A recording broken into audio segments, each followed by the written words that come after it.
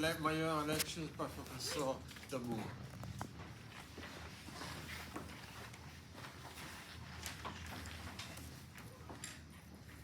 So I will also answer one of the last questions by, here I've prepared explicitly the link between the scattering approach and classical post-Minkowskian expansion.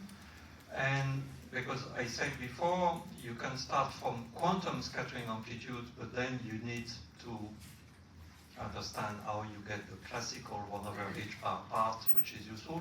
But actually, you can, and today it's the most efficient method, forget about quantum and say, which is what was done already in the 80s, we are talking about classical perturbation theory, where I have two world lines that interact by gravity, and I want to compute the deflection of one world line by the other one by perturbation theory. And here I have written everything explicitly to show you how you compute this. I have, by the way, this was in my paper of 2016, where I did this explicitly to make the link with EUB, and all the calculation you will find there with all the correct factors. So what do? You are talking classically about two world lines. You solve Einstein's equation, D'Alembert of H equal this t minus 1 over d minus 2. You go to Fourier space, d for k. So instead of h alpha beta as a function of the space-time, x, you go to Fourier variable h alpha beta of k. And what is the solution of this equation? Okay, if you go to Fourier space, D'Alembert becomes minus k squared, okay? And then h alpha beta of k is equal to the Fourier version of this, t alpha beta of k, divided by k squared. Now you could say, aha, 1 over k squared. Immediately, is it k squared plus I 0 plus I 0, depending on the sign of k0, is it retarded? At this level, we don't care, because this k, as we will see, will be space-like, and therefore it's totally insensitive to any I epsilon. So at this level, it's not important, but at higher orders, indeed, the I epsilon matters, okay? Now, what is the solution? What is T? It is the stress energy tensor of the other world line. In X space, the stress energy tensor, I said it is this integral with delta function. By the way, I have introduced a rescaled proper time, which simplifies some formulas by putting the Nusselt somewhere else. So it looks like this. In Fourier space, delta becomes 1, and then you find that the solution of Einstein's equation, it's Fourier space as the exponential ikx. It has the 1 over k squared, which is solving this, and it has the Fourier transform of a delta function. And therefore, the only thing, so it's simply T2 of k that we will write in the next line. And then there is this operator which transforms a tensor in its tensor minus 1 over d minus 2. So it is the numerator of the Green's function for Einstein's equation, and it is this object, okay? Where this is the projector on T itself, and the 1 minus d minus 2 is this, okay? And then, by just inserting this, what is delta P1 mu? If you write the geodesic equation, there is a way to write the geodesic equation where instead of having gamma, which has 3 terms, you have only 1 term, g mu nu, and then actually it's only this integral of this. So in this computation, when I go to Fourier space, the d mu of the metric becomes ik mu. I have P1 alpha, P1 beta, so you see, this term becomes this. This term becomes this, okay? Now this is the metric. I said the metric is this times the other sources, P2, P2. Then I just forgot that here I need the 1 over k squared, okay, which is here. 1 over k squared. Then what remains? What remains is the source are integrals along the word line. So when you put everything, I have the integral over the two word lines, and I have the exponential ikx dotted in x minus x1 and dot minus x2, which gives exponential ikx on the first word line and exponential ikx with an opposite sign on the second word line. But at this level of perturbation theory, the word lines are straight. So each word line is simply a straight line. x1 of sigma 1 is equal to constant, which is the impact parameter, plus u1 mu times, actually in my notation is p1 mu times sigma 1, a straight line, okay? So the integral over sigma 1, it will have the integral of exponential ik dot u1 sigma 1 in the exponent d sigma 1.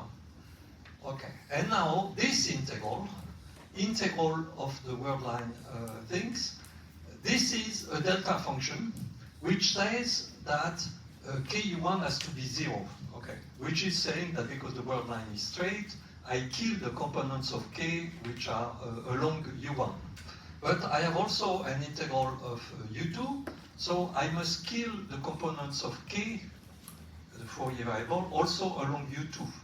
Which means that initially, k, the Fourier variable, if I should have put d here, yeah, by consistency, was in d space-time dimension, but I must kill two transverse directions, and therefore I get an integral which is in d minus 2 dimensions, which for d equal 4 is 2, okay?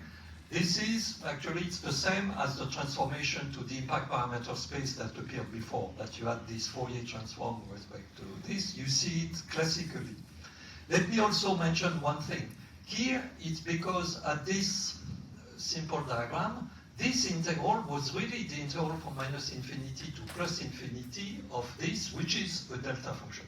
When you do more complicated diagrams, because these terms, they correspond to the fact that the word line is deflected, actually, okay?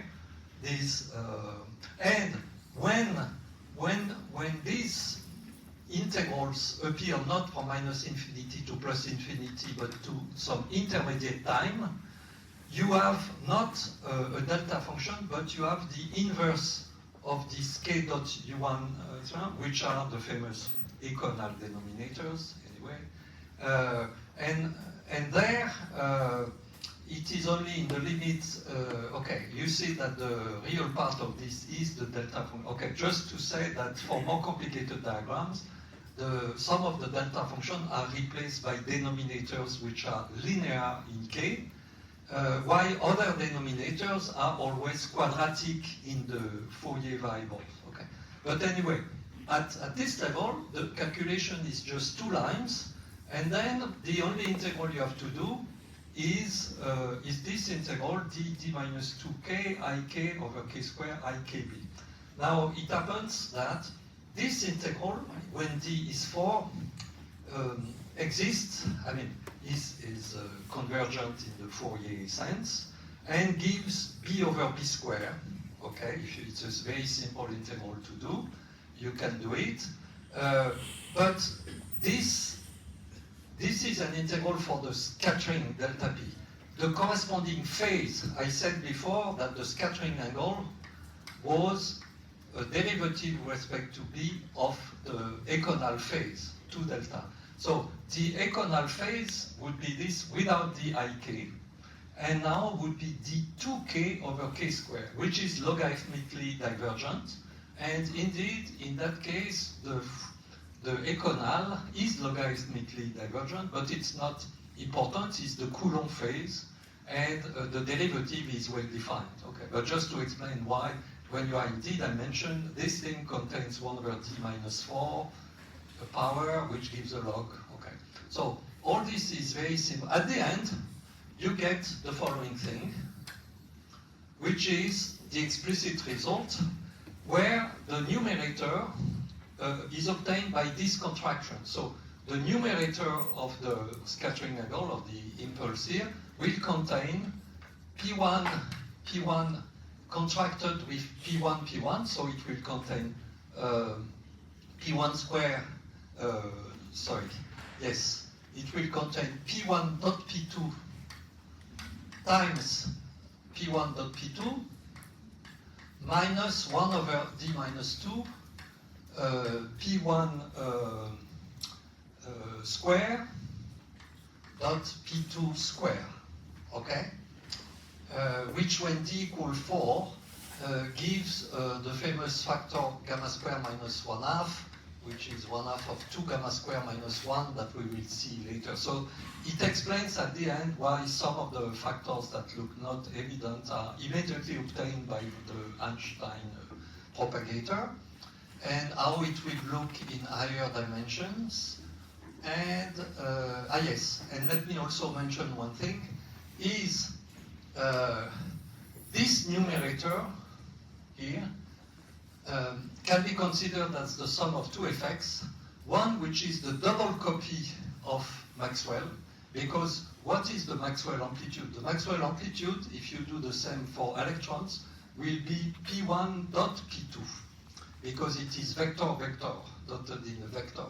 Why? You see that Einstein's gets P1 dot P2 square, but there is an extra minus 1/2 of something, which comes from the dilaton in string theory. So actually, with this very simple calculation, you can see a lot of the structure. Yes? Just a question. This is the PEM approach to solve the Einstein equation. Yes. You could do the same calculation on amplitude side. Yes. And you said before that you get some logarithm correction here in diagonal. I'm just saying the phase, the econal phase, is logarithmic in B. How you can get this logarithmic from the amplitude side? Should you compute one loop amplitude? No. It is this. The econal computation gives d2k over k square. K square is the Einstein propagator, exponential ik. This is what I was saying before. The one loop, the tree level is 1 over q square. The transform to impact parameter space is integral over the transverse 2 dimensions, so d2k of 1 over k square exponential k dot b. I'm just saying this integral is a log. And you need a scale for the log, but this scale disappears when you compute the scattering angle. Very simple thing. I'm also saying this because this is very simple. Now, when you start saying, I can do the same perturbation theory, but now I solve to higher order, so I need, to say gravity creates something which creates nonlinear effects. I have cubic vertices, and still the world lines, I have to shift the world lines. Where this new approach of scattering is really useful is when we did such calculation in the 80s, we could compute one loop diagrams. Okay? They don't look one loop here, but actually here you see there is one loop. There was a non-trivial integral that we had to do. And then after that, we said, ooh la la, at the next order, when there will be things like that, there will be complicated integral. Let's go Pn, because it's much simpler to compute the integrals. The real power of these modern scattering approaches is not so much the quantum aspect, although I should say that the beauty of the quantum aspects, for instance, is to say, you use double copy, you don't use the Feynman rules for gravity, you use the square of Young-Mills, you compute things, you use modern unitarity. A lot of beautiful technology to get the integrand. But then, once you have the integrand, you need to compute the integral. And to compute the integral, this is where all the knowledge of Feynman type amplitudes were used to define new methods to compute complicated Feynman integrals. And when you do classical perturbation theory, actually you have an integral which is on many momenta, L1, L2, L3, and the numerators are polynomials in L's and do not pose a big problem. The difficulty are the denominators. And the denominators, you understand what they will be from the classical computation. They will contain 1 over L square if you exchange gravitons. So there will be factors of loop momenta with L square. But there will be also terms coming from what I explained here, which is actually that the word line is, shifted, that you can see from the econal approximation also. And this means that there will be also denominators linear in L, in the loop momentum, not quadratic, linear. And then you have many of them, and how do you compute this? And this is where there is a very huge technology to write differential equations, and then people could compute this. The state of the art is that the recent group of Plewka could compute things to G5, 4 loops. So 4 loops, is something like this, where you have many intermediate integrals. And what they discovered, which is beautiful, is that some algebraic geometry enters, Calabi-Yau spaces enter, the periods of Calabi-Yau. So there is a beautiful discussion, dialogue with mathematics saying, in pure gravity, you see Calabi-Yau, okay, I don't want to enter more. Now,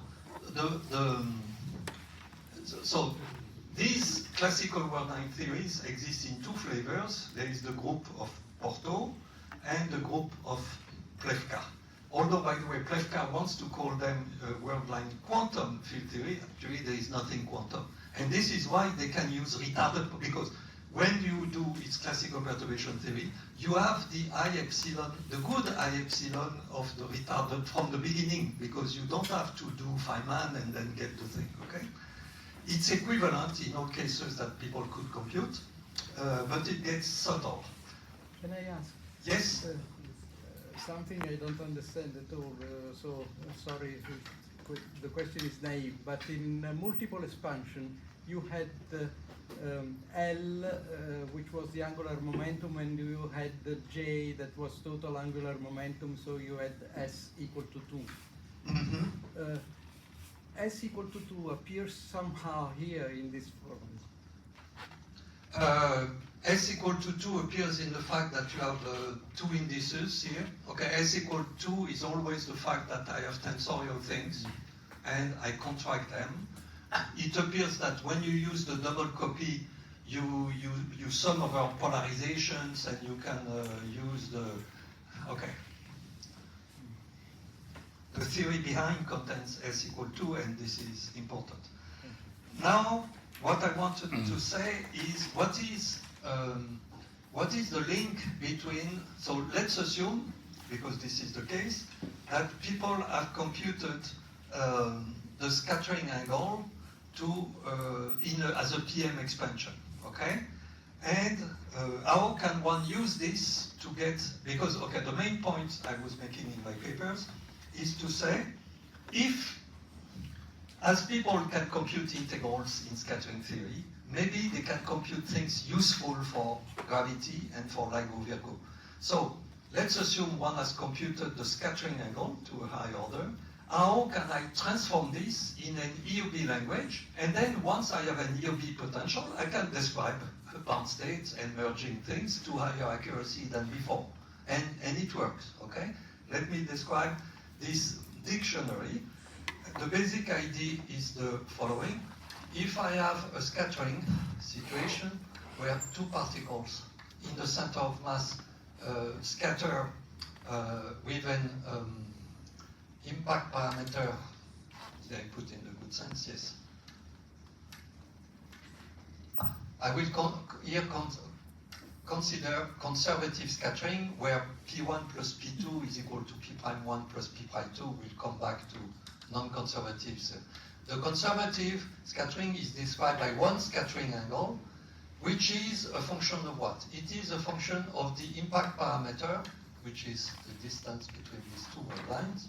And by the way, just for you to know, actually there was a mistake in ACV for some years because they use econal with some impact parameter, and then Ciafaloni understood that the econal parameter, impact parameter, is not equal to the impact parameter. That there is a cosine of chi over 2 different between the 2, and it changes the thing at 2 loops. So there are subtleties, even for experts about this, which are now clarified. Let's introduce some notation. in EUB notation, it's convenient to work always with dimensionless variables. So instead of the angular momentum of the system, L or J, in absence of spin here, let me define J divided by G M1, M2, because this is dimensionless. Okay, it's the angular momentum, but in a dimensionless version. Okay, let me define. Yes, here we see that we have these quantities, which was P1.P2, which appears everywhere. Now, P1.P2, in my signature, I should take minus P1.P2. This is M1, M2 times minus U1.U2. But U1.U2 is the Lorentz factor between the two incoming word lines. Okay, so this thing, so if I divide by M1, M2, I get this, which is plus gamma, the Lorentz factor. Okay, and indeed, as Piero mentioned yesterday, it happens that we will see that this gamma, I will now prove why this gamma must be equal to the effective energy of EUB theory divided by mu. Okay, so let me introduce also the notation H for Hamiltonian, okay, which is E real over M square root of 1 plus 2 mu gamma minus 1, but I will prove why you must take this, okay? Let's assume that we have a scattering angle. The scattering angle is a function of the incoming energy and incoming impact parameter or incoming angular momentum. Now, scattering theory gives an expansion of the scattering angle in inverse power of the impact parameter. When the impact parameter is very large, the scattering angle is small. So you have 1 over b, as we see here, b over b square, 1 over b square at the next order, 1 over b cube, okay? But the impact parameter is proportional to the angular momentum also. So I can rewrite the scattering angle. It's a function of energy and angular momentum. So I could say energy and impact parameter, or gamma and j. It is something which is, it's a function of gamma divided by j, a function divided by j square, a function divided by j cube, etc.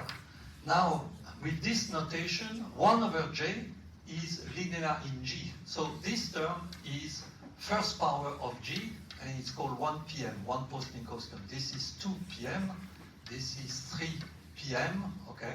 And today we go to not completely 5 pm, okay? 4 pm complete. Now the question is, a few years ago, the only thing that existed was chi1, which is 2 gamma square minus 1 over square root of gamma square minus 1. So here I have done the full computation. When you transform this computation in J, you find that this coefficient, chi1, is 2 gamma square minus 1 over. Now, the reason why there is a factor 2 here is the same reason why you write the econal as 2 delta, because it's often convenient to say, oh, there is a factor 2, we put it in front, okay, just for you to know. And then one should not forget this factor 2. Now, so this is 1 pm approximation. At the 2 pm approximation, chi2 is 3 pi over 8 times 5 gamma square minus 1 over h, where h is this quantity, square root of 1 plus 2 nu gamma minus 1. Okay. Now, this computation of this is trivial. Okay. The computation of chi2 is non-trivial because you need to take into account effects of scattering which contain intermediate things, one loop computation. And it was first done by Westphal in 1985, okay? But actually, it is amusing to know that you can derive it without any calculation. Let me just mention, this is a theorem I have proven. I said before, for very trivial reason, if you write the scattering delta p1 mu, the change of p as a function of impact parameter and the masses, it should be polynomial in the masses and also contain a factor m1, m2. It looks like trivial information, okay, to be polynomial in masses. Yes, evidently it's polynomial. But just this information, if you say, let me apply this to this way of writing the thing, then you prove that h n minus 1 chi n, which means at the npm order, you find that this should be a polynomial in the symmetric mass ratio, which is of order, so what is it? N minus, we are going to check, integer part of n minus 1 over 2. Okay. And if I apply this to the second order 2, then this becomes integer part of 1/2, which means 0, the integer value. And therefore, it proves that the quantity h with power 1 chi 2 does not depend on nu. But therefore, that you can see here, h chi 2 does not depend on nu. But I can compute the scattering angle in the probe limit. When u goes to 0, it is the scattering angle in Schwarzschild. So you take a textbook, you compute the scattering angle of a test particle in Schwarzschild, which is a trivial calculation, and you get this full answer. So it's nice, okay? At the next order, it also shows that this thing will be, this thing multiplied by h squared will be a term, let's say C0 plus C1 nu. And therefore, if you compute only the one SF computation of the scattering angle, you will the full answer. You know, so very simple information in scattering gives you non-trivial information. Okay, but now the main point is yesterday I summarized for you that the usual EOB dictionary says I must compare the quantum states of a two-body system for a real two-body system or a fictitious of a test particle moving in some external metric. And as we said, I can view the quantum states energy as function of angular momentum, parameterized in the Bohr-Sommerfeld limit, which meant that I was comparing the real energy as a function of the action variables, the radial action and I phi, which is p phi, and which is the angular momentum j. So it's a function of j and IR, to the effective energy as function of the same variable. Okay, but this function E real as function of this would be equivalent to also have the radial action as a function of the energy and j. Okay. Now, when you do scattering, I have proven that the dictionary is very simple. The dictionary says that you have a real problem, two-body scattering with gravity, and you have an effective problem where you have some particle of mass mu scattering in an effective metric g mu nu effective. There is a real scattering angle, here chi, real, and here there is the scattering angle of my test particle in its fictitious spacetime. And actually, what I could prove is that chi effective must be simply equal to chi real. Okay, the scattering angle is the same, effective or real. But what you compute here is the chi effective, the chi real. Here I have computed chi real as function of the real energy and angular momentum. This is exactly this thing, okay? I can do the same computation in EOB. So what do I do in EOB? In EOB, you say, okay, oops. I write some effective metric, spherically symmetric. So when it is an effective metric, I have some effective coefficient, EF, PEF, CEF. I have put here a C in the sense that I can always fix the coefficient of d theta squared to be r squared. It's a gauge fixing, but I can also leave it general if it's useful. Okay, it's my choice. But there is still A and B are not arbitrary. Okay, I must determine two functions.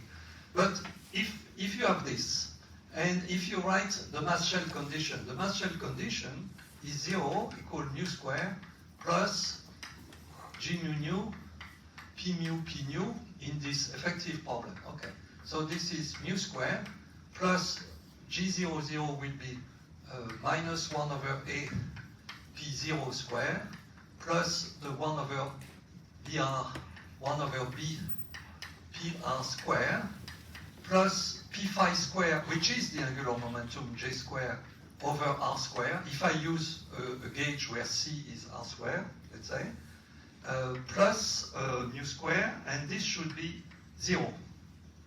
So in EOB, the dynamics is described by this equation. But then it's very easy from this equation to compute the radial momentum, okay? The radial momentum, PR, okay, is obtained. I push this on the right-hand side. So finally, it gives, okay, if I put, at the end, it gives B over A, let me try to do this correctly, of P0 square minus mu square minus A times, yes, so here I should get minus A times mu square plus J square over R square. Okay, if I'm not mistaken, it gives this, okay? So, and this is PR square, which means that PR is plus or minus square root of B of A and square root of this. Now, if in this simple problem I compute PR, how do I compute the scattering angle? The scattering angle is actually given by pi plus chi, is the integral, actually it's minus d by the j of the radial integral, which is integral of PR dr, which, by the way, is the radial integral. Integral is integral of PR dr, except that for bound motion it is a finite integral. Here it goes to infinity. This thing is divergent, but once you put the differentiation inside, it is convergent. And you open Landau-Leaf sheets and you find what is the scattering angle, okay, or you rederive it. And then what it gives an integral. Let me get the correct formula. If I wrote it.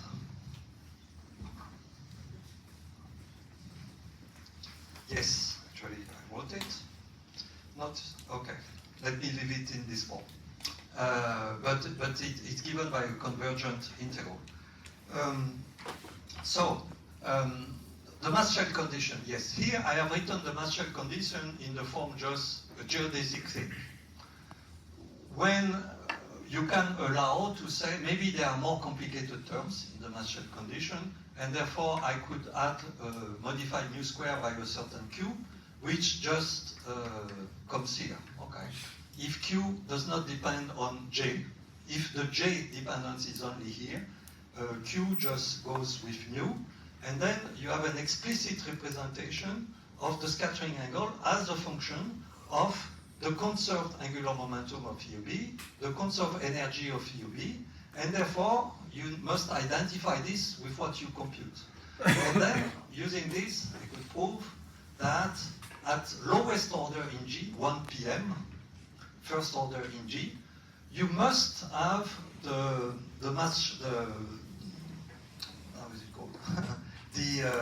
the transformation of energy between the real energy and the effective energy, which I had written last time, which essentially says that the real energy is given by this formula, where gamma is equal to EF over mu. Okay, so you prove what was never proven. I mean, what was checked to 1 pn, 2 pn, 3 pn, 4 pn. Now, in one line, you could prove to all pn orders because it is exact in G. Okay, and then you take this scattering angle here. So, and then the dictionary starts. You say, at 1 pm, I have this scattering angle. Then you prove that the real energy must be linked to the effective energy by this formula, and that the effective metric, EUB, must be Schwarzschild, linear in G. Okay, so you get these two all orders in velocity, which is nice. And when you go beyond 1 p.m., so you say, but now at 2 p.m., I have this, okay? So what do you get? And at 3 p.m., what do you get? And then what you find is something quite simple, which is that there exists a dictionary at all orders, which says that you can take any scattering angle computed in PM theory, order G, G squared, G cubed, and you can transform it in a mass shell condition of UB, where the only modification, where this metric, you can take it to be Schwarzschild. And then, but you need to modify Schwarzschild by terms which starts at 2 p.m. order. And more precisely, you find that the Q, this extra term that you need, Q, starts at order G square, is given by this, times a function of the energy, let's say gamma. At the next order, there is cube times Q3 of gamma. And those coefficients are simply equal to this modulo a symbol shift. For instance, Q2 is equal, what is the formula? To minus 4 over pi, chi2 minus chi2 in the Schwarzschild case, the probe limit, which is trivial to compute. So you compute the scattering angle in the probe limit, and the difference between the real scattering angle and the one in the probe limit gives you the coefficient of 1 over r squared in the mass shell condition. And same thing for at the third level, Q3 is equal to minus chi3 Schwarzschild divided by gamma squared minus 1 plus an extra term which contains chi2 minus chi2 Schwarzschild. Okay, and the dictionary continues to all order. Okay, so it gives a very simple thing. So at the time in my paper I said, please, I urge amplitude experts to compute the scattering angle to high order, because once it is computed, at the time the only thing I knew was this, and the ACV result, which is the limit of this, of the next term at gamma going to infinity, but not for finite gamma. So one did not know what was chi3. Okay? So that was in 2018. And then in 2019, the group of Zibern did compute chi3. And then there was a surprise that I will mention later. It was incompatible with previous results. But let me mention something else.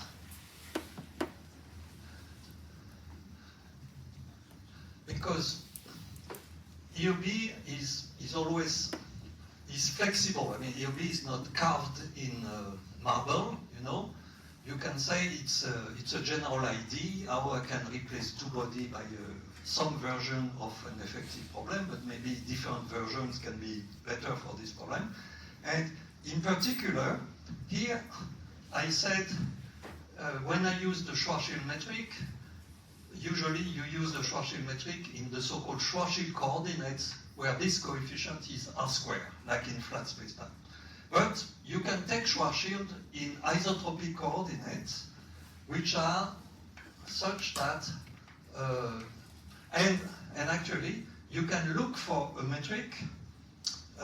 Yes, let me say this. If I do the same thing, but I say I work in the Schwarzschild isotropic coordinates, where I have the coefficient of dt squared, and now there is a second function, but it is proportional to dr squared plus r squared d theta squared plus sine squared theta d phi squared. That is to say, the space part is like flat spacetime multiplied by a coefficient. If you use the mass shell condition in this version, and for Schwarzschild, for instance, this A bar of U bar is equal to, it's not 1 minus 2u, it is 1 minus U bar over 2, 1 plus U bar over 2 square, okay? By the way, when you take the weak field expansion of this gives, it gives 1 minus 2 U bar plus terms of order U bar square which are different, why Schwarzschild usually is just 1 minus 2 U bar. You always get 1 minus 2 U bar because it's the Newtonian approximation, 1 minus 2 m over r. So that's why in all coordinates of Schwarzschild you will find something. It's a simple check. But now, if I use this version of Schwarzschild and I add Q, the mass shell condition in UV becomes P square equals a certain constant, which is the value of P square at infinity, plus a certain potential, W of U bar, where W of U bar is a potential which has a term linear, so U bar, is a notation for 1 over R bar, okay? It's 1 over R bar in scale coordinates, so it is GM over R bar in non-scale coordinates, okay? But it's 1 over R. So you have 1 over R, 1 over R squared, 1 over R cubed, 1 over R4. So the point here I'm making is if you use UV but in a slightly different gauge, the relativistic mass shell condition of two relativistic particle scattering is P square equal a constant. This P infinity square means gamma square minus 1. It's just a notation. But this is a Newtonian potential. This is saying I have P square, this is saying P square plus 1 over R plus 1 over R square plus 1 over R cube equal a certain constant, total energy at infinity. So it is precisely a Newtonian problem of one particle in an external potential scattering with a potential 1 over R plus 1 over R square plus 1 over R cube. And therefore, you can also rephrase the thing by saying, in UV, there exists a description of the full relativistic scattering at ultra high energy of two black holes, which is by a Newtonian problem of a potential 1 over. And not only this, I could also prove that if you compute the quantum field theory Feynman scattering amplitude as a function of S and T, and if you extract its classical part, it is simply equal to, there is a non-trivial factor, 8 pi g Mandelstam S, which is the total energy square over h bar, F UV, where F UV, as function of energy and the angles, is the usual scattering amplitude if you solve Schrödinger equation. Okay, if you write Schrödinger equation for a wave function in this potential, P infinity square plus this, which is this, okay, plus this potential. Now, this is a Schrödinger equation, scattering. You have a potential, you have a wave that comes, and then it scatters, and the wave function at infinity in the outgoing region is exponential ikx, the incoming wave, this incoming wave, plus a term which is in exponential ikr over r times the scattering amplitude f, which is a function of angles. It's the usual notation of scattering amplitude in non-relativistic potential theory, something where you know the Born expansion and things like that. So the Born expansion for this f gives actually the classical part of the two-body quantum full Feynman thing. Okay, it's just this, and now there is something else that we can use also, and with Piero Retegno here, we use this formulation of saying the scattering, the relativistic scattering of two black holes is equivalent to a Newtonian non-relativistic scattering to compare EUV predictions to numerical relativity simulations of two black holes. Okay? What we did, and then there were further works by Piero and by others, we can look at the literature. Let me erase this thing here. Okay. Okay, so perturbation theory.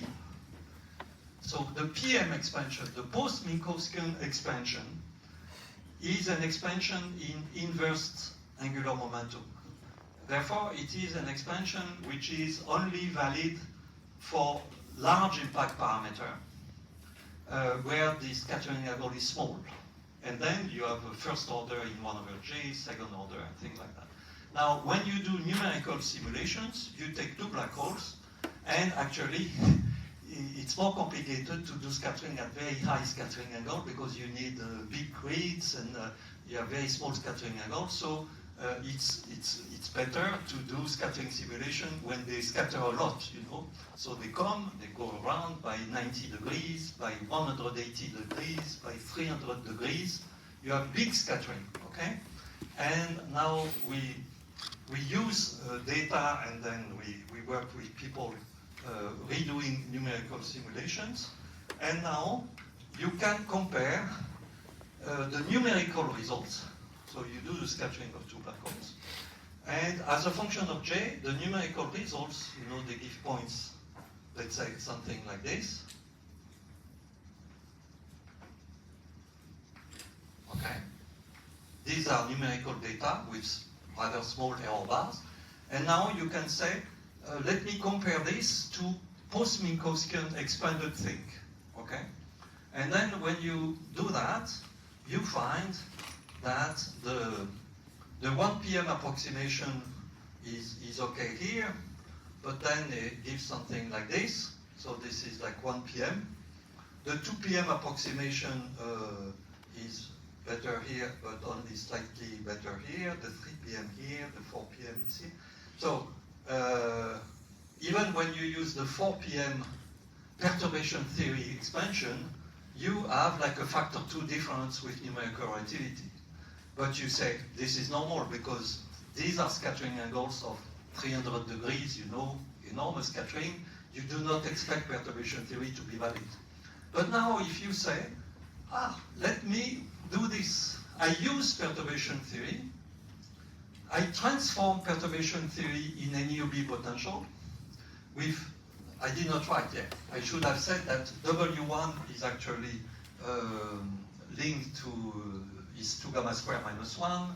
W2 is linked to chi2. W3, I mean, there is a dictionary. The same information is here or in Q2, Q3 as here, okay? So you just use perturbation theory to define the potential. But now you compute the scattering angle in EUB by saying in EUB the scattering angle is given by this integral with this potential. So you compute the scattering angle, which actually is integral. Let me write it. Yes. Pi plus chi is equal to 2j integral of du over square root of p infinity square plus w of u bar minus j square u square. This is, by the way, the usual formula that Newton wrote down, you know, 3 centuries ago, that you find in Landau Lifshitz. It's the normal scattering angle in a potential w with the centrifugal potential 1 over r squared. U is 1 over r, just integrated over u between 0 and the first 0 of this square root. Okay, so you put perturbation theory here. So you start from this, you compute this, you put it here, and now you compute this. And then the beauty is when you do that, the 1 p.m. approximation now becomes here. So the same information as here becomes here. The 2 p.m. is like here, 3 p.m. is here, and 4 p.m.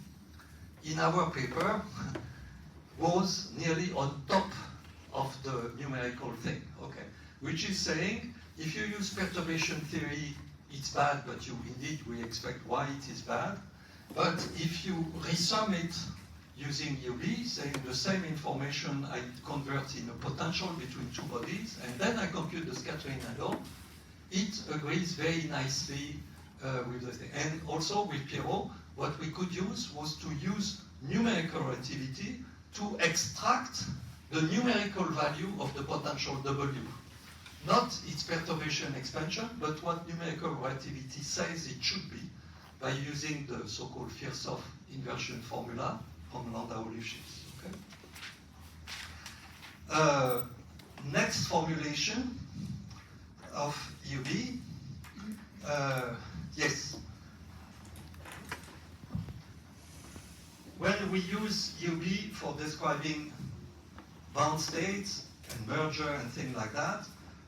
As I explained, traditionally, you want to use an Hamiltonian so that you write the EUB equations of motion as x dot is dH by dP, and P dot is minus dH by dx, and then you add a radiation reaction force, which means traditionally in EUB, you want to convert the information about conservative scattering in an Hamiltonian. Okay, and in the first papers where I introduced this, I said, okay, let's look at the mass shell condition. The mass shell condition here is 0 is equal to mu square plus a function q, where q was written here. Q is 1 over r square, a function of the energy, plus 1 over r cube, a function of the energy. And these functions are non-trivial, okay? Especially at this order, they involve logarithm, arc cosine, okay? So complicated function of gamma. So you have a mass shell condition where the energy appears here, quadratically, but the energy also appears in Q in a complicated fashion.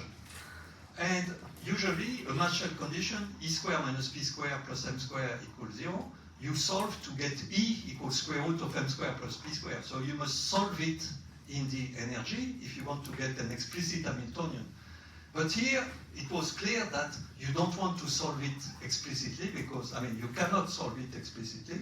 So the initial suggestion was, okay, let's do it by perturbation theory. This is perturbative term in G, so you solve it by successive approximation, okay? And this way you have an Hamiltonian, and it will work. You can use the usual technology. Recently, with Alessandro Nagar, Andrea Placidi, Andrea Placidi, there was nobody else apart from Piero. Yes, I already mentioned you. Okay? We introduced a new Torino-based version of EUB that we called Lagrange EUB, which is based on the following idea. You know, Lagrange invented many things, including Lagrange multipliers. Lagrange multipliers says that when you have a constraint on a system, maybe you don't need to solve it explicitly in an action. You can put it multiplied by a Lagrange parameter in the action, and the variation with respect to the Lagrange multiplier will give the constraints, okay? And then the idea was this. We have this EUB constraint, which is highly nonlinear in the energy. So I don't want to solve it explicitly to get energy as function of momenta. But what I can do, now I can erase this thing. What I can do is to write a new action. So let me write, so instead, this is a mass shell condition, okay? Let me call it C as a function, as a constraint. This is a constraint function of energy and momenta, and I want this constraint eventually to be fixed to 0. But I don't solve it. I put it in the action by writing the following thing, by writing an action for a particle and its momenta, x mu, p mu in some space-time, with a Lagrange multiplier EL, which is integral of d tau, p mu dx mu by d tau, minus EL, this constraint as a function of x and p. Okay? So I put the constraints inside the action, and then numerically what you do is you are going to evolve the energy. So it gives an extra equation of motion that now the energy is also a variable. Instead of being solved by the constraint, first you can choose the Lagrange multiplier to some gauge fixing, so it's not a problem. But you have an extra equation, so you have these equations, but then you have also an equation for gamma dot, how the energy changes in function of the radiation reaction, okay? It gives one extra equation, but the great advantage is this way you don't have to solve a complicated constraint at each moment, or to solve it by perturbation theory, which is quite different, because one of the results of our investigation, this recent paper, is if we use this approach, Lagrange EUB, and if we compute what I introduced last time, which are the radial potential for for bound states. Now, you remember this radial potential that look like this, okay? When you do this in LUB, and you also vary the energy, so what happens is you start with some particle going on circular orbits, let us say. They lose energy in angular momentum, which means the radial potential changes because the angular momentum and the energy changes, so you have a sequence of effective potential. And this sequence, they look very similar to the usual sequence of a probe particle. There is a good minimum here, and then at some stage it becomes an inflection point, so you have a last stable orbit, and then you know you are going to plunge after this. So it's, by continuity, it looks good. And we compare these radial potentials to what happens, and this is what was used by the group of Alessandro Bonanno, who followed what I had suggested a few years ago, where you solve the constraint perturbatively, okay? In this case, when you solve the constraints perturbatively, you have a sequence of radial potential which are quite different. In this region, they are more or less equivalent, but when you get close to merger, they have a very different shape. And then even there are strange things where there are two minima, and there is no last stable orbit, because here there is a last orbit, circular orbit, and then you must plunge. While here, in this case, there is always a stable orbit which is circular, very close when the two bodies. Okay, so it just shows the same information, although when it is used when they are far apart is essentially equivalent and gives similar results. We think that this new Lagrange EUB is probably for the future a better way.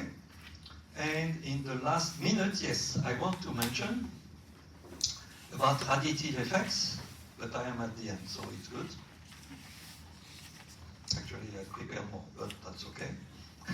Tutti frutti would be for another time. It's about radiative effects, because here I was saying, here I'm considering before adding radiation reaction, because in EUB you have a conservative dynamics and then you add radiation reaction, which is maybe not the best conceptually, but it's efficient and then it's good to do this. But then it means you must define what is the conservative part of the dynamics. And the surprise, what I said was, there was a big surprise, is, so I told you that historically, ACV, Amati Ciafaldi Veneziano, had computed the two-loop means G cube, means 3 p.m., scattering angle, in the limit where gamma goes to infinity. So there is a formula for chi3 as a function of gamma and u, and you can take the limit where gamma goes to infinity, okay, and see what is the scattering angle. Actually, the scattering angle becomes, you must express things in terms of the quantity alpha equal gamma over j. So you take the limit where gamma goes to infinity and j goes to infinity, but the ratio is fixed. And then in this limit, you find that the scattering angle that ACV had computed was 4 alpha plus a finite coefficient times alpha cube, okay? And one expected the next coefficient to be alpha 5, actually. Now, the first people who computed the 3 p.m. scattering angle was the group of Zwibern, and then it was recomputed. And what was surprising was that if you take the result for this, for finite gamma, and you take the limit gamma going to infinity, it has no limit. You get this coefficient becomes logarithmically infinite and is not finite. So it was a clear discrepancy because ACV had computed a finite scattering angle, Verne computes something which is not finite. And so both Gabriele and me dared to say that maybe there was a problem in the result of Verne. Verne was not very happy, saying that somebody could criticize this. We even had a bet of a bottle of wine that maybe something was not fully correct, okay?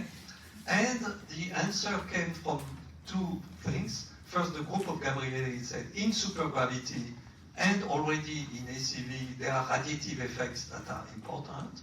And then I was lucky to be able to do a very simple computation to understand the origin of the discrepancy. So let me just explain in the last minute this thing, which are radiative effects. Because what happens is the following, and there are many subtleties about this, so it's worth just mentioning it.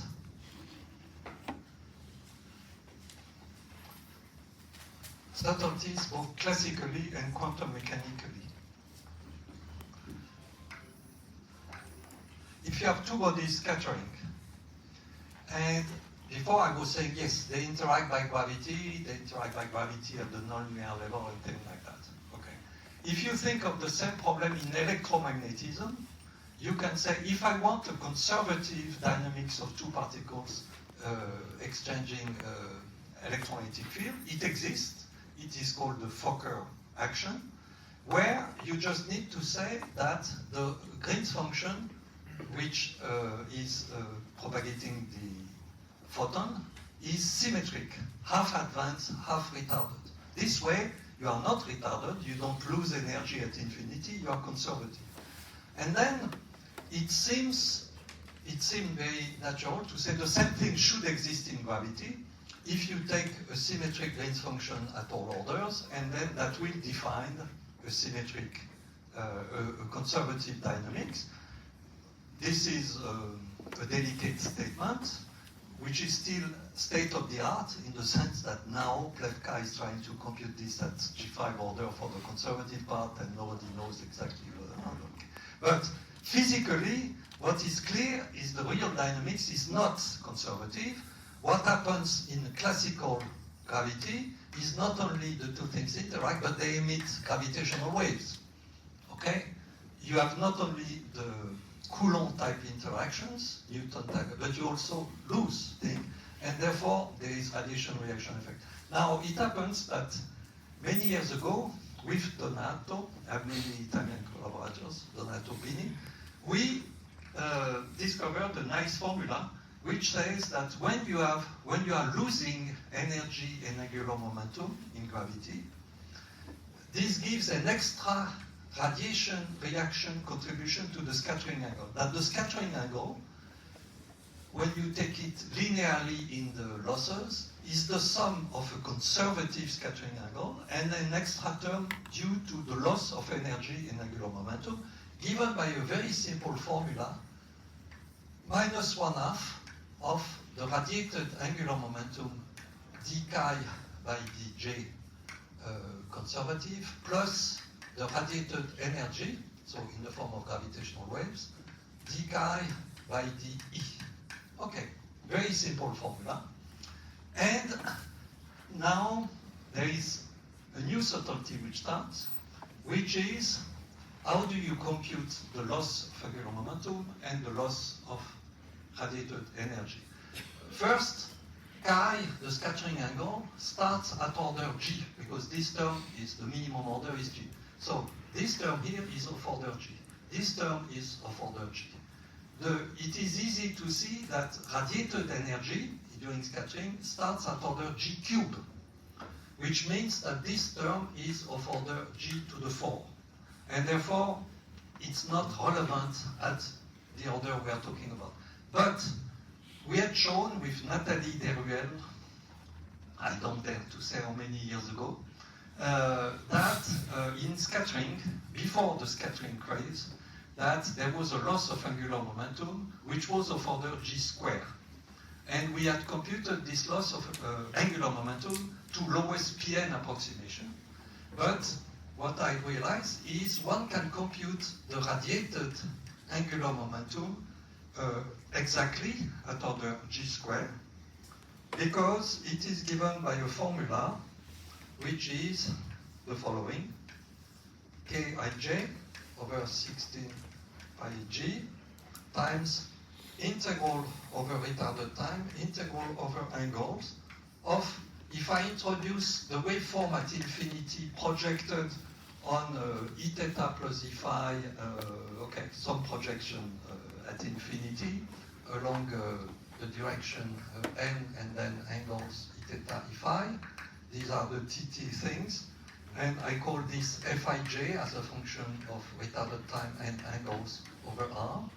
This object enters here in the form Fia du Fja and another term with derivatives. The important point is that the scattering, the waveform, enters the angular momentum in the product of the value of the waveform undifferentiated and the waveform differentiated with respect to retarded time. Why I am saying this?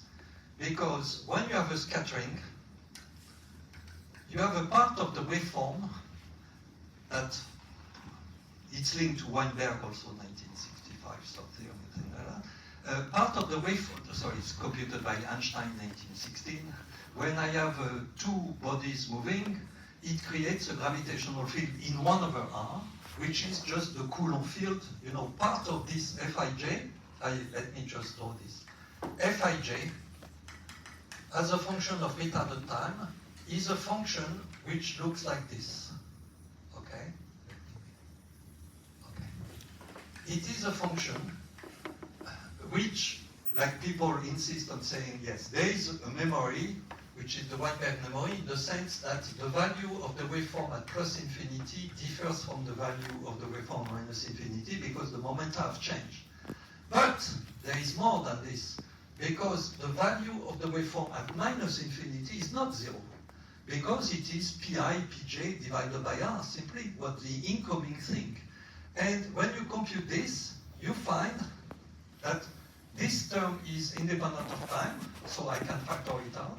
This term integrated over du becomes this jump, and therefore this computation is the product of the value of the incoming waveform at infinity times the memory, the Weinberg memory, okay, or I should say there were two Russians who did that anyway, before, or maybe not before. So actually this is a simple computation which gives an Arcosh thing, and then when you put it and add it by this formula to the result, conservative result, it exactly cancels the log that was creating a problem and gave a result in nice agreement with ACV. So at this stage, one understood that radiative effects in gravity are important. They change the scattering, and they have a good high energy behavior.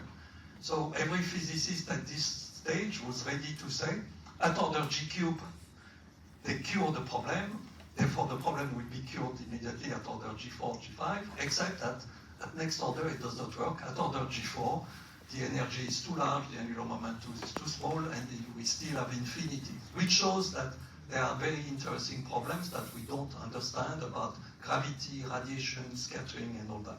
Let me stop. Okay.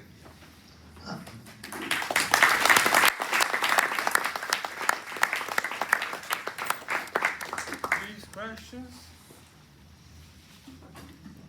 Gaetano? Well, 3 questions. One is, why don't you write a textbook on... I never wrote any textbook. Yeah, I'm because... going to start. Yeah. Second one... At the end of the question, you will be able. Second, if you can say just why, what's the meaning of tutti frutti, just in a few words? And finally, a very simple question. regarding these loops, I don't understand if you get divergences and how you deal with them. Well, you cancel the integrals, but yeah. When there are divergences. Yeah. So You just mentioned the logarithmic one, but don't you have also higher divergences? Yeah. no, so it seems no, it's proven by explicit computation. So we are replacing black holes by point particles. Point particles are not defined in a nonlinear theory. So we should find, and we do find, infinite self-energy divergences. If you work, for instance, with a brutal cutoff, saying I put an epsilon like this, you get power law divergences. If you use Dimreg, you don't get the 1 over epsilon. Okay, for instance, we got a 1 over epsilon. So you are using G Dimreg, cube, yeah, but you everywhere. could renormalize it well. Yeah. And it has been proven up to the last order. We know that apart from dynamical things, it seems that you can replace black holes by point particles modulo some radiative effect. Okay. There are no divergences that are blocking Yeah, us. you are using the dimensional regularization everywhere. Yes, and it works well. Now, for Tutti Frutti, indeed, I have the diagram here that I have erased, so let me redo this. But, sorry, then don't you have, in the limit, don't you have again the divergences? Don't you need to do renormalization, so to say? No. The only renormalization, for instance, you need that G cube is of the word lines, for instance. Okay, in explicit, the first, by the way, the first Dimreg computation in gravity was done by us in 2000 with Jaranowski and Schaefer in a certain gauge called Arnovit-Deser-Misner. This was at 2 loop. In this case, there were ambiguities, there were conditionally convergent integrals, which looked like ambiguous. When using Dimreg, they gave a unique result, which was Poincaré invariant, which is a good answer, which has then been checked by another computation by Blanchet, Esposito, Fares, and me, using Dimreg in harmonic coordinates of 2 word lines at G cube, where you have terms like this, and this gives divergences. So in the computation of, let's say, the equations of motion, you have a 1 over epsilon, a divergence, but you find that this divergence can be gauged away or field redefined away by saying that the word line is a bare word line plus a delta z over epsilon. You don't know what means the word line of this. You put it's an artifact in your thing. So if you shift the word line by a 1 over epsilon shift, the 1 over epsilon disappears. And the same is true at higher orders as far as we know. Concerning Tutti Frutti, let me just say in one word that Tutti Frutti considers the dynamics of a binary system. Why it's called Tutti Frutti? Because it combines all the methods that I had summarized at the beginning. PN, PM, MPN, self-force, all that, putting all together, but not in an arbitrary way, polynomiality in the masses, in order to get new information by putting scattering all information. But the main point is, which I did not explain up to now, so let me say it, that here I have described the dynamics as if, there was between 2 bodies, not a 1 over r potential, but 1 over r plus 1 over r squared, 1 over r cubed. Actually, when you do the real thing, you have parts of the actions which are due to tail effects re-looping on the system, which means that part of the equations of motion of this body here, for instance, in the solar system, the equations of motion of the Earth contains a term which is an integral over the infinite past of the solar system, formally infinite, okay? Which is due to gravitational waves emitted at infinite in the past, scattered back by Gm over r, and looping back on the system. And it gives, in the equations of motion and in the action, it gives a non-local term in the action, which is given by an explicit integral, which is of in the action, like dt prime over t minus t prime, and at lowest order, you take the third derivative of the quadrupole moment, the third derivative of the quadrupole moment at time t prime. Okay? With 1/5. And it is really this actually. But you see t prime divided by t minus c prime absolute value. This is non-local in time, and this is logarithmically divergent. But this is well defined. You take the finite part with some term. So it gives a non-local term in the action. So part of tutti frutti is to decompose the dynamics explicitly. This non-local part is, in a sense, easier to compute than the local part because it comes from radiation effects. While the local part is quite complicated. So we use many other tools to be able, and our method allowed to compute, we just finished on this, the post-Newtonian dynamics beyond anything else that had been computed at 5 pn, 5 post-Newtonian, and 6 pn. But in our computation, there appears unknown coefficients. For instance, there appear coefficient A6, the same A6 that I was talking about in UB. The new square coefficient of A6, we cannot determine. We determine all the rest, but not this. And we were hoping that numerical relativity or scattering or NRGR thing will, but at this stage, actually, it remains ambiguous. There are things that people do not fully understand, and it remains something a bit fuzzy. Which means interesting problems for the future, in principle, but not easy, okay? Other questions? Random. You said before that you are describing the black holes as point parts. Yes. And you perform a PM expansion, essentially, of the solution. And you get divergences at some order G, but this divergence cancel. Sorry, what was the last sentence? You get also divergences in the calculation, but these divergences cancel Yes. as intermediate state. Yes. As an NPM expansion, do you expect that a certain order in G Newton, the perturbation expansion breaks down because there are divergences that you are not able to cancel? Do you expect that it break? No, because, okay, the EFT language is saying that as long as you separate them, there should be a long range, a large distance description. Maybe what will happen, the worst that would happen is you need to endow the word line with extra structure. Like, for instance, what we know for sure is, because the love numbers of black holes are zero, the static love numbers are zero, which means they are like point particles, but they are non-static love numbers, which means you lose energy. The horizon are dissipative structures, actually. Each black hole horizon is like some infinity. There are waves, energy in angular momentum, lost. You know, it's an incoming region where you can lose energy in angular momentum. Therefore, these objects dissipate energy in angular momentum. And this, it is a problem in EFT, that is, you need to say, I had the degrees of freedom, I had things, okay, you must add it by hand, okay? But in an EFT language, if you say, there is an inner structure, I put the Wilson coefficient, I put extra degrees of freedom, you can always do that.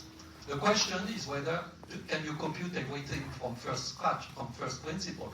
And actually, first principle means you solve GR.